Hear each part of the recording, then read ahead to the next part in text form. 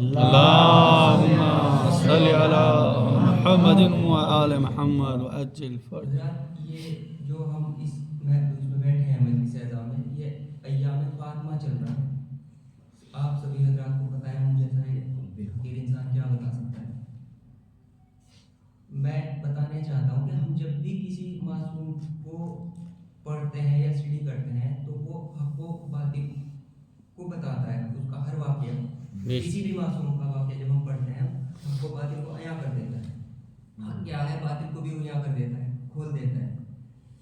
تو میں ایک واقعہ یہی بیان کروں گا کہ جب واقعہ مباہلہ ہوا تو اس میں ہوا کیا تھا کہ پہلے جب یہ عیسائیوں کے جو عالم ہیں، جو پادری ہیں، وہ آئے اور آنے کے بعد رسول اللہ صلی اللہ علیہ وسلم سے مناظرہ کیا. سب سے پہلے مناظرہ ہوتا ہے. مناظرے کا جب کوئی چیز نہ نکلے، جب کوئی وہ نہ نکلے تو اس کے بعد مباہلہ کا نمبر آتا ہے.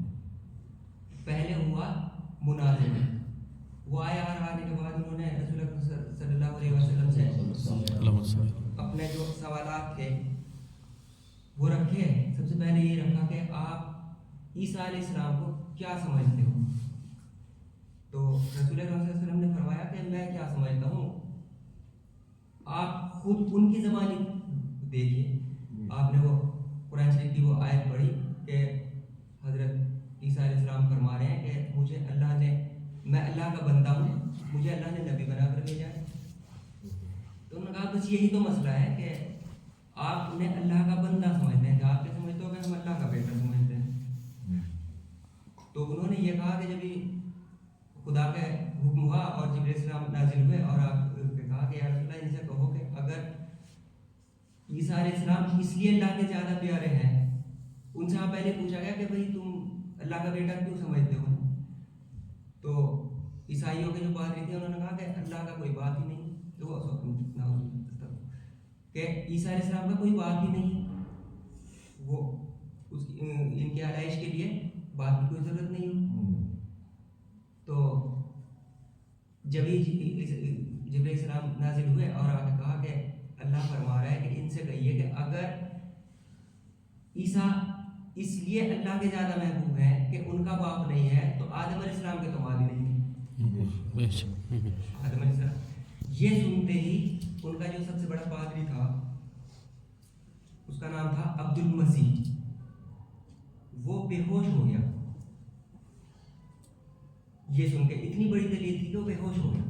اسے ہوش میں لایا گیا. لانے کے بعد اس سے پوچھا گیا، اس کا جو بھائی تھا عبد المسیح کا، اس سے پوچھا گیا. اس نے کہا کہ بھائی اٹھ اور انہیں جواب دے. اس نے کہا کہ اگر جواب دیتا ہوں تو حقانیت جا رہی ہے. حق ہی یہ ہے، اگر جواب دیتا ہوں تو حقانیت جا رہی ہے کہ پھر مان لے، کہ اگر مان لیتا ہوں تو ملوکیت جا رہی ہے. تو مان لینے سے ملوکیت ختم ہوتی تھی، وہی آگے تاریخ میں پتہ چلے گا.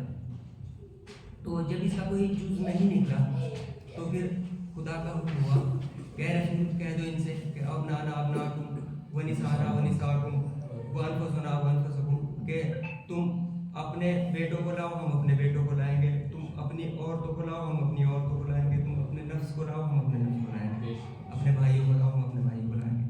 خیر کہ وہ مباہلہ کا وقت آ گیا اور یہ جب مباہلہ میں پہنچے تو بھائی رسول اللہ صلی اللہ علیہ وسلم کے رشتے میں بھائی بھی تھے اس وقت، اور بھی رشتے دار بہت تھے، دوست احباب سبھی تھے، مگر وہی 5 گئے. جب یہ جا رہے تھے تو وہ پیچھے کھڑے ہوئے دیکھ رہے تھے کہ بھائی وہ شاید آ نہیں رہے. جب تو انہوں نے کہا کہ پہاڑی پہ چڑھ کے دیکھتے ہیں. تو عبد المسیح نے جب دیکھا کہ 5 آ رہے ہیں تو اس نے کہا کہ بس یہاں سے پہلی بات تو یہ ہے کہ نکل لو، کیونکہ یہ حق والے ہیں، یہ اوروں کو اکٹھا نہیں لا رہے، گھر والوں کو لے کر آ رہے ہیں. یہ رسول اتنے سچے ہیں کہ یہ گھر والوں کو لے کر آ رہے ہیں. جب یہ وہاں پہنچے تو وہاں پہنچنے کے بعد انہوں نے مباہلہ تو ختم کر دیا. لیکن مباہلہ میں ہوتا کیا ہے کہ جب کوئی ایک دوسرے کے لیے لعنت کرتا ہے تو اللہ کی لعنت ہوتی ہے دوسرے پہ. اب وہ لعنت سے وہ خود تو بچ گئے، لیکن لعنت جو ہونی تھی وہ اپنے مقام پہ پہنچنی ہے. وہ اپنے مقام پہ پہنچے گی، جہاں جہاں جانی ہے وہ جائے گی. وہ کسی کے کہنے سے بلکہ فلاں کو لعنت نہ کرو، فلاں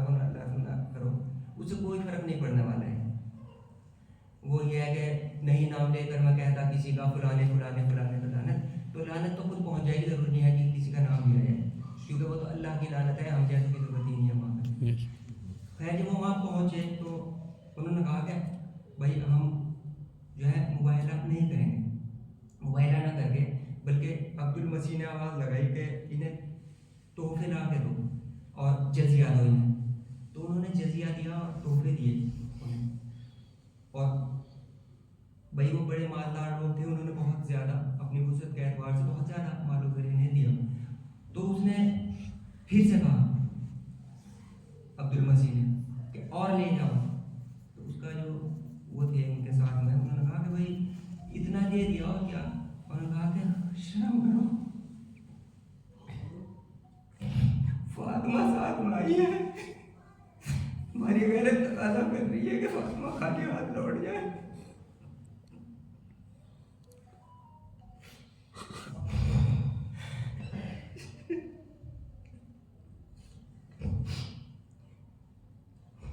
यही फातिमा है जब मुसलमानों के दरबार में पहुंची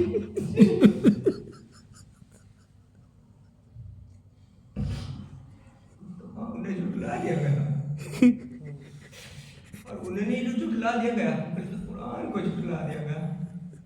मैं एक बात और वाज़ेह कर दूं कि जब कोई किसी मोमिन को झुठलाता है ना, तो उसकी सजा होती है फासिक, वो फासिक हो जाता है जो कोई किसी मोमिन को झुठला देता है। लेकिन अगर कोई कुरान को झुठला दे ना, वो फासिक नहीं होता, वो काफिर हो जाता है। फासिक की सजा ये होती है कि वो निकाह पढ़वा तो सकता है, पढ़ नहीं सकता, नमाज पढ़ तो सकता है, पढ़ा नहीं सकता, इस तरह की शराइत होती है। लेकिन काफिर वो होता है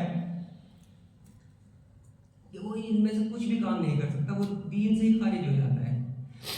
अब जब जनाब सईदा फातिमा सलामुल्लाह अलैहा ने अपना हक तलब किया तो नाज़रात ने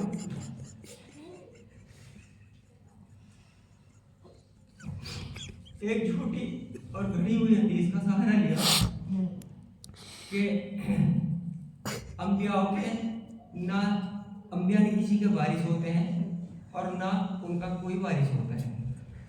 इस झूठी हदीस का सहारा लिया जनाब सैयदा फातिमा सलामुल्लाह अलैहा। पहले तो इन्हें यह कहा गया कि आप गवाह पेश करो।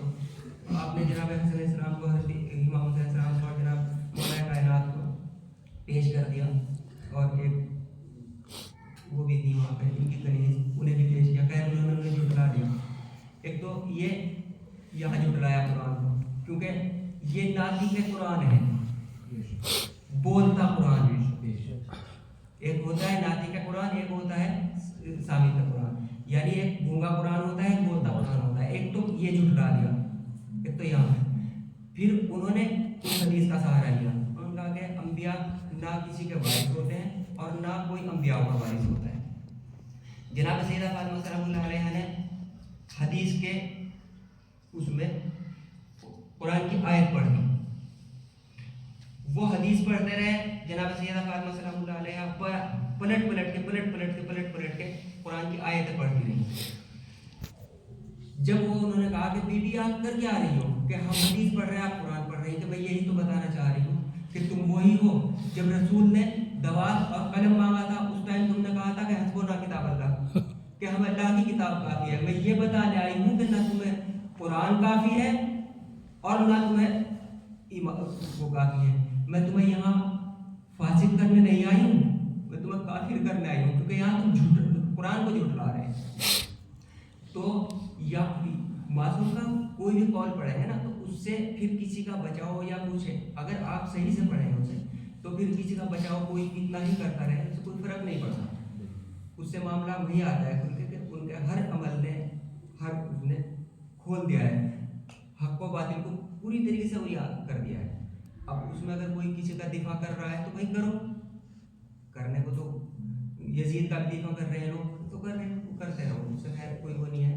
रुशीद बढ़िया। अल्लाहुम्मा सल्ली अला मुहम्मद।